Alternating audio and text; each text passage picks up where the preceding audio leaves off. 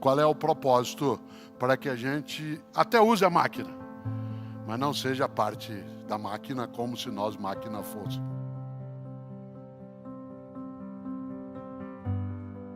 Eu, Cortella, faço o que faço, por quê? Porque isso me oferece renda? Também. Porque isso me oferece prestígio? Também. Porque isso me oferece reconhecimento? Também. Mas não é só isso. Isso auxilia imensamente que eu faça o que faço com alegria, com dedicação, né, com uma satisfação grande, mas não é a razão exclusiva, porque o que faço é a minha obra, não é só o meu emprego. É o meu emprego como forma de meio de vida, mas não é apenas o emprego. É o que me move, é o que me movimenta. No entanto, gosto de lembrar algo e vou trazê-lo aqui de novo. É preciso, sim, saber qual é o teu propósito. A coisa pior é quando você, não tendo nitidez do teu propósito, alguém tem por você e te conduz e te leva. De novo a palavra alienação. Você não se pertence. Quando você não é capaz, ou eu não sou capaz, de ter clareza de quais são as razões pelas quais faço o que faço, é claro que eu até posso seguir fazendo de modo automatizado, mas aquilo perde qualquer sentido. No dia 16 de abril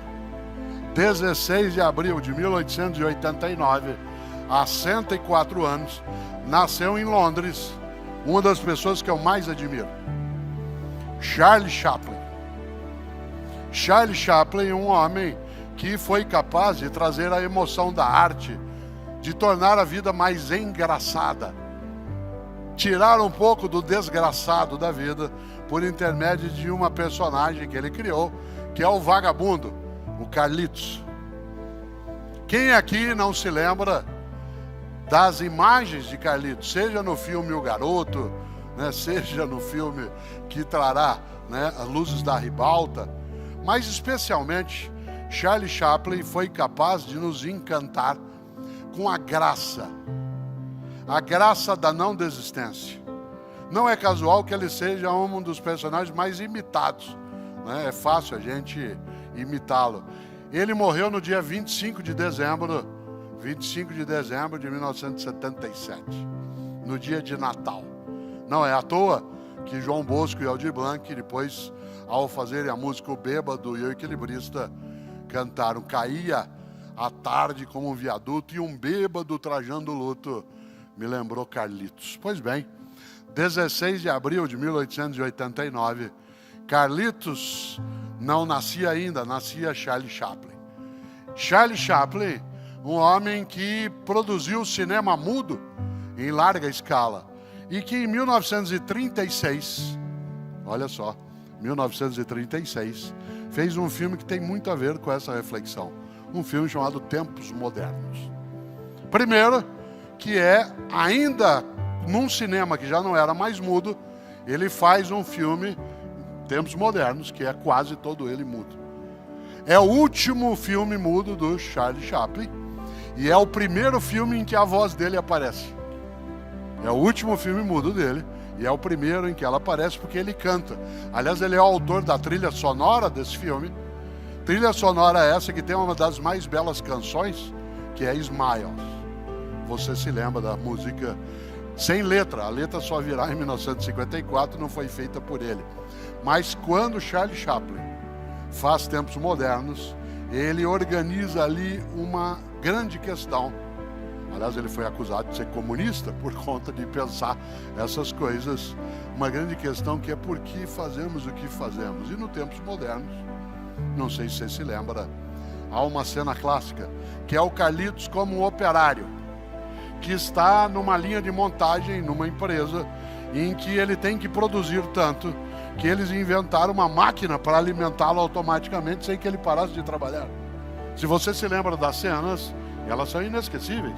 né? Ele está ali e vem uma máquina como se fosse um pequeno robô que levanta na frente dele, abre uma tampa, uma sopa é tirada, colocada enquanto ele trabalha, né? E aí vem um outro bracinho que pega um guardanapo e passa. Depois tudo dá errado naquilo. Mas a ideia é que ele não parasse de produzir. A cena mais emblemática, se você se lembra, ela é muito reproduzida em vários lugares, é quando ele está apertando, né, parafuso, e cada vez aquilo vai correndo mais a esteira, e ele vai apertando mais, e uma hora ele enlouquece, e ele começa a apertar qualquer tipo de coisa que pareça um parafuso, inclusive os botões da roupa, né, do supervisor, e aí vai. E há um determinado momento, e esse é o grande tempo da simbologia, em que ele cai na máquina. Ele cai na engrenagem. E essa é uma das cenas mais conhecidas, porque ele cai nos dentes da engrenagem da máquina. E ele vai passando por todos os dentes e sai ileso do outro lado. Ele só sai ileso do outro lado, e essa é a simbologia, porque ele é parte da máquina. Isto é, ele não é uma pessoa com desejo, vontade, necessidade, propósito. Ele é parte da máquina. Se ele não fosse parte da máquina, ele seria triturado naquela máquina. Mas ele se integra tão bem com a máquina, que da máquina parte sendo ele compondo a mesma máquina, nada mais é. O filme fala sobre necessidade de humanização do mundo do trabalho. Ele irritou todos os cantos, desde o mundo nazista, em 1936, até o mundo stalinista soviético. Ele conseguiu, Charlie Chaplin, gerar inimigos para todos os lados. Porque ele trouxe uma questão à tona. Por que fazemos o que fazemos? Aliás, essa obra antecipa um pouco, que vai ser depois o Grande Ditador, antecipa um pouco as reflexões que ele fará, até o momento em que, não sei se sabem, essa genialidade dele foi homenageada com um Oscar honorário. Ele é o maior tempo de aplausos em pé de toda a história do Oscar. São 14 minutos de aplausos ininterruptos, quando ele já mais idoso recebeu essa homenagem. Mas eu cito aqui Charlie Chaplin, há 134 anos nascido, porque ele foi capaz de nos provocar com uma questão. Qual é o propósito para que a gente até use a máquina, mas não seja parte da máquina como se nós máquina fôssemos. Isso vale para o casamento, para a amizade, para a convivência, para o emprego. Isso não é uma recusa ao emprego, à amizade, ao casamento, à escola. É apenas a necessidade de uma adesão consciente.